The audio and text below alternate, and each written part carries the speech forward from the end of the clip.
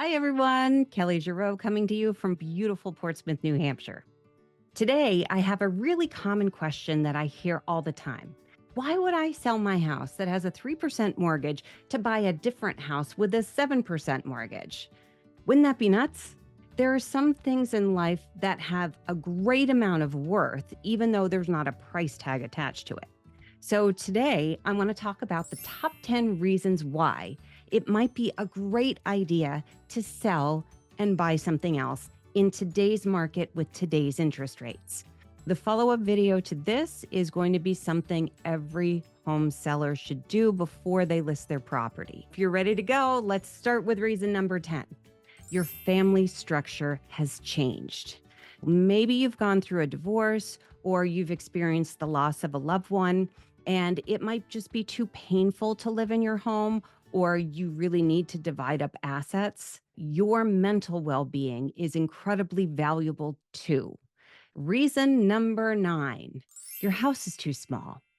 Maybe you've had more kids, maybe people that have moved in with you and you're just bursting at the seams. It's really unpleasant to live in your home because it's just not big enough for your needs. Again, your peace of mind has a lot of value. Related to number 9 is number 8. Your house is too big. Maybe you are empty nesters, or maybe you purchased a home and you realize you're not even using half of it. Moving to a house that suits your needs better could be a great reason to sell and buy something else. Reason number 7 perhaps should be reason number 1, 2, and 3: location, location, location. If the location does not work for you, maybe you want to move to a place where the location is better. If you're too far from work, perhaps you want to be closer to family, friends, activities. Well, quality of life might tip the scale in your favor of moving. Reason number 6, your house poor. Do you find yourself living from paycheck to paycheck?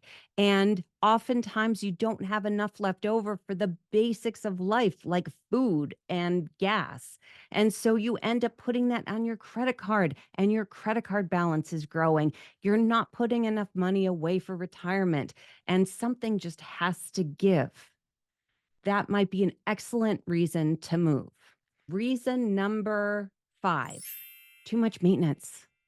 Here in New Hampshire, we got everything.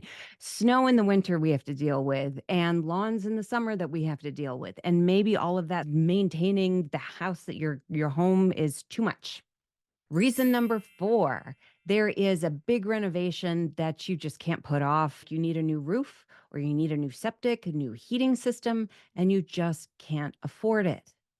Of course, you would need to disclose this to any potential buyer, but there are plenty of buyers on the market right now that are more than willing to take on a project like that. Reason number 3, you are joining households. You want to move in with your significant other or a family member. Your house isn't big enough. You don't want to move into their house. They don't want to move into your house. You all want to move into our house. That's a great reason to sell and buy something else. And that brings us to reason number 2, which is the school district. The school districts across the state are very different. They all have their pros and cons. They're all tied directly to the amount of property tax that you pay.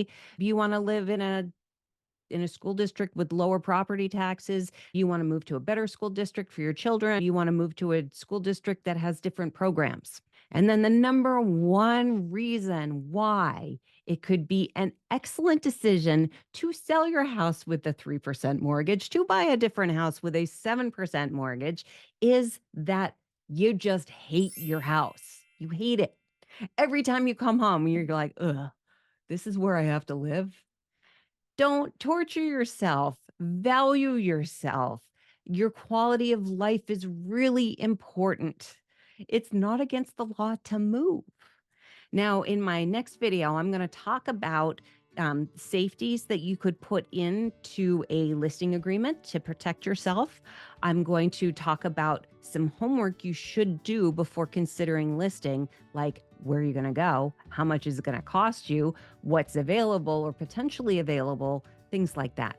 Tune in for the next video, and thanks for joining me.